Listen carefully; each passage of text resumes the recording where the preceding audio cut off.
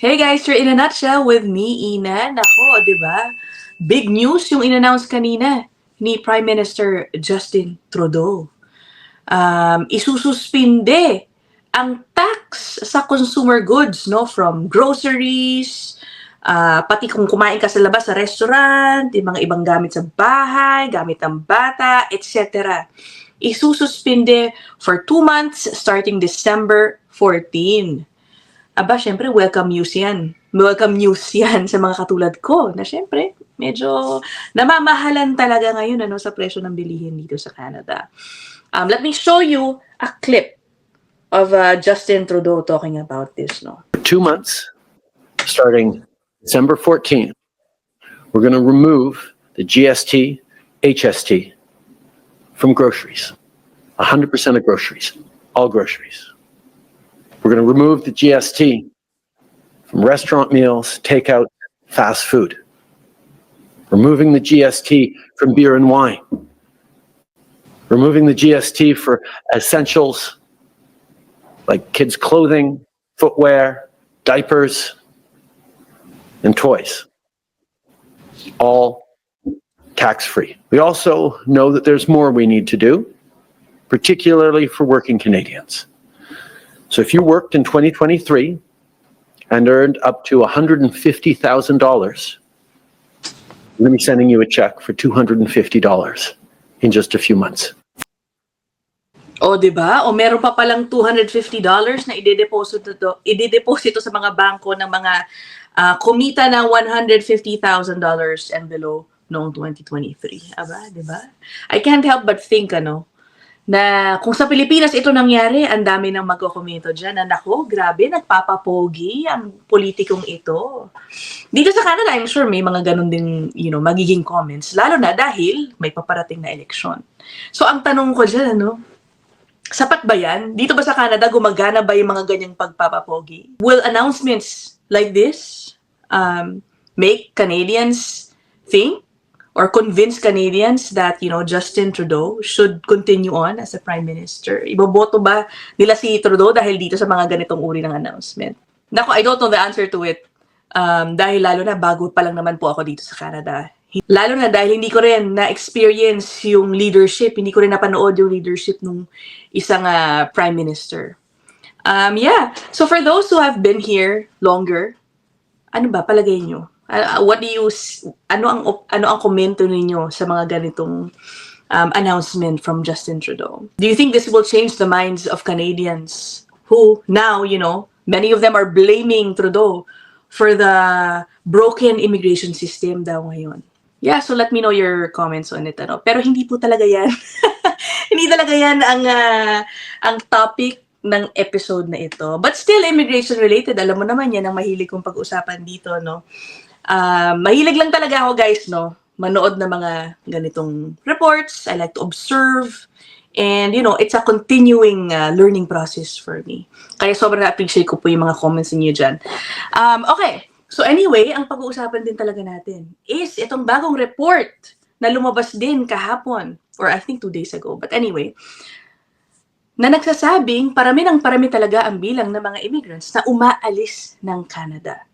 Okay, this is not new anymore. Bago pa lang ako dito, parang naririnig ko na tong ganitong balita na maraming umaalis ng Canada. So yung huling report pala na lumabas dito covered the periods of 2017 to 2019.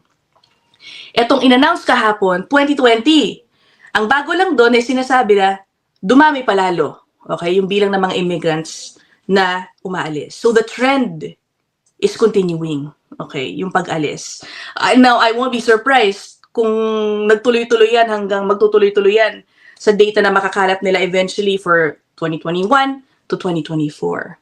Diba? Parang, kasi ang sinasite po na dahilan sa pag-alis is the high cost of living, high cost of, affording a home. And I don't think those issues were addressed naman in recent years. So I wouldn't be surprised if that trend continues further. Okay, so let me show you a clip na medyo sinasummarize naman po yung report kahapon. A concerning number of high-skilled immigrants are leaving Canada, according to a new report. A new report by the Institute for Canadian Citizenship, Canadian immigrants are leaving in record numbers, particularly the high-skilled immigrants Canada urgently needs. And the ICC's CEO says these are the tradespeople who build our homes, nurses who care for our loved ones, truckers who facilitate commerce, and entrepreneurs who spur innovation, and they are increasingly headed for the door.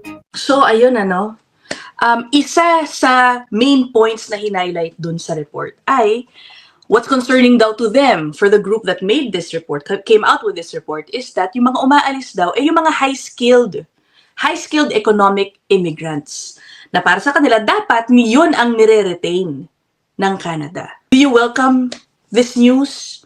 Ako medyo, I find the timing nung pag-release ng report na to very interesting. Kasi nga, ang context ngayon is majority of Canadians feel na masyado ng maraming immigrants. Na tama na, no? Tama na ang pagtanggap. Yung iba pa nga, nananawagan parang mass deportation, ano? Pero grabe naman yun. So I find it interesting tong paglabas ng report na to.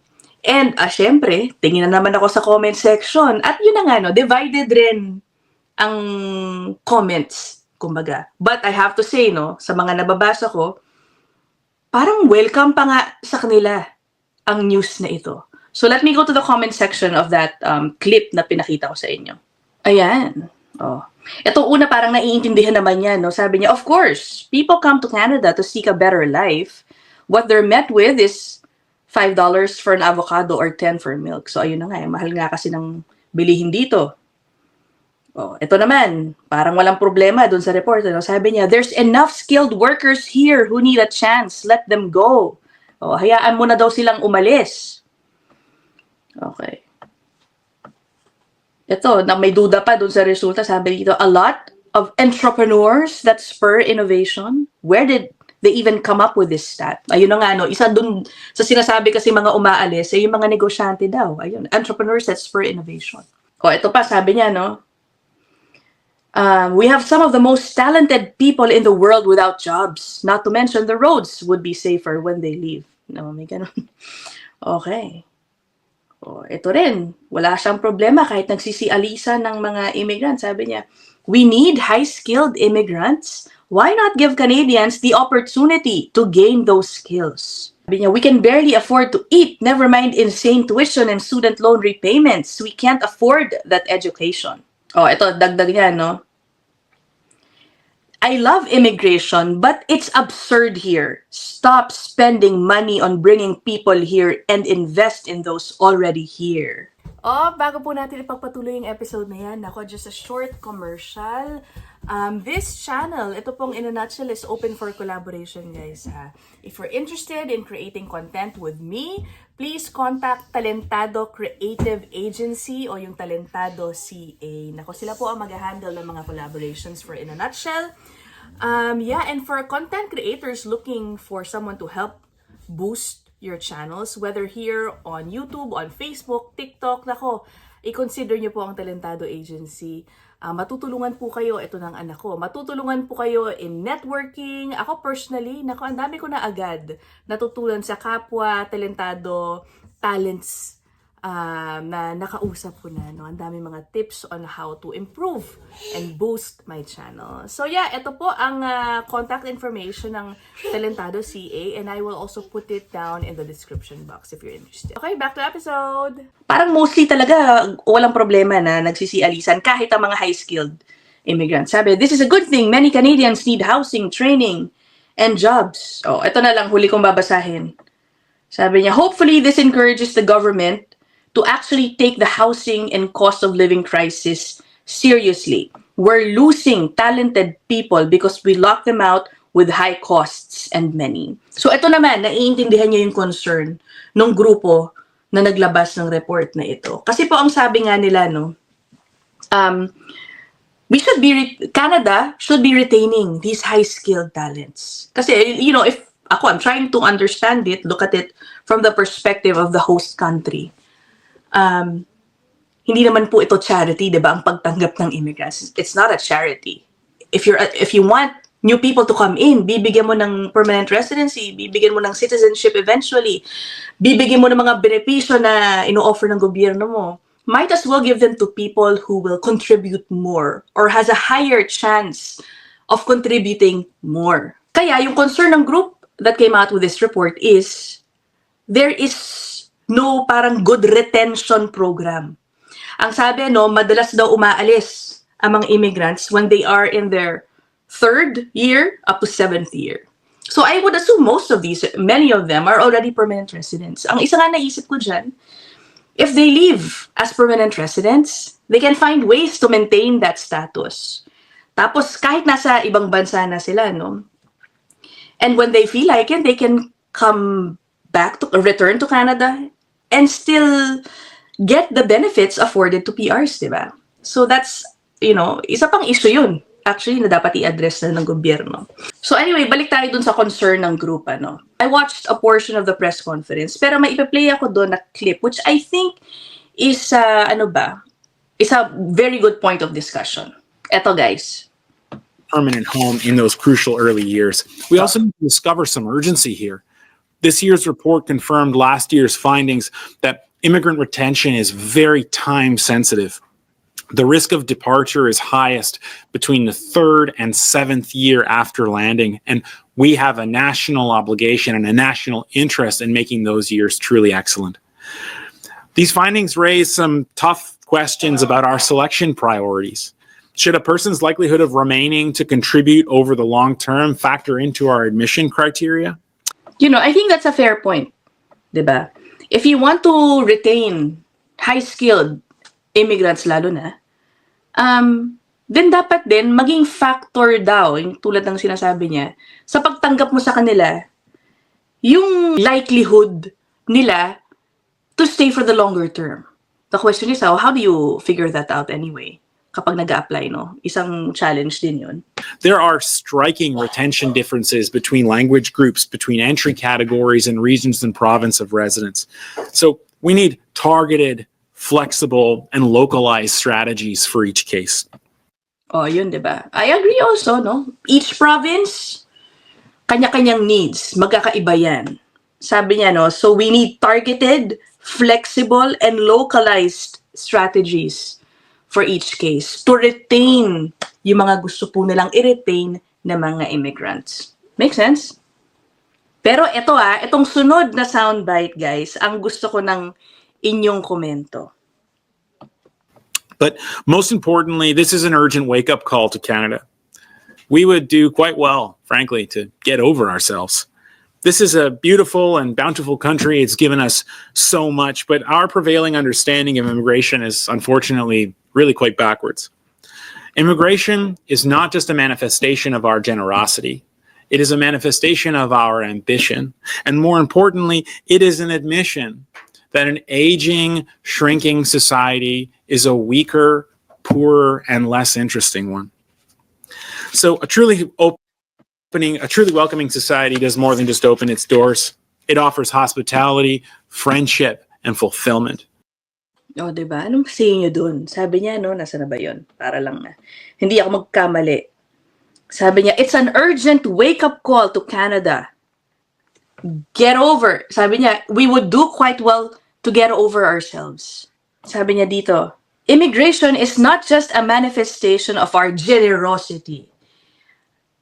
It is a manifestation of our ambition, and more importantly, it is an admission that an aging, shrinking society is a weaker, poorer, and less interesting one. Diba? Sa totoo lang, guys, I lack information. Wala akong masyadong kaalaman pa talaga. Hindi pa ako nakakapagbasa dito sa sinasabing aging population ng Canada. How big of a problem really is it? Kaya ako sinasabi din na interesting sa akin yung paglabas ng report na to. Kasi iba, diba? Iba yung perspective ng grupong ito sa issue ng immigration dito sa Canada. Ibang-iba sa sentimiento ng mga Canadians na nakikita natin sa mga surveys. Which again, most Canadians, majority of them are saying they don't masyado ng maraming immigrants sa ngayon. Whether yung nakaupo ngayon o yung kalaban niya, ang mauupo, no? Ang hirap ng gagawin nilang balancing act to address the aging population, the low birth rate problem also, at the same time, addressing the complaints of the majority of Canadians who feel na masyado ng maraming tao dito, and yung other problems of housing, healthcare, etc. Yung mga ganun ba, ang hirap, di ba? So, I would also understand yung concern nito na yung high-skilled man lang ang i-retain. Kasi isipin mo nga naman, they've already spent so many years here. Ay, paano naka-integrate na sila? Nag-umpisa na yung integration nila dito sa Canada. Na-train na sila ng mga kumpanya dito, ng mga employers nila. Later on, only to have them, leave later on. Sayang, number one, yung investment nung Canada sa mga taong ito. Diba? And again, if they try to maintain their status as permanent residents, I think, magagawa ng paraan. May pagkakataon na, they can conveniently return to Canada if ever hindi sila maging successful dun sa akala nilang mas magandang lugar, diba? So yeah, what do you think about it? For those who know more, alam ko marami kayo dyan na mas nakakaalam po sa akin. Let me know your thoughts. Wala naman, thoughts, comments, anything you want to share, put them down in the comment section. I will end this episode here. I'll see you guys in the next one. Bye!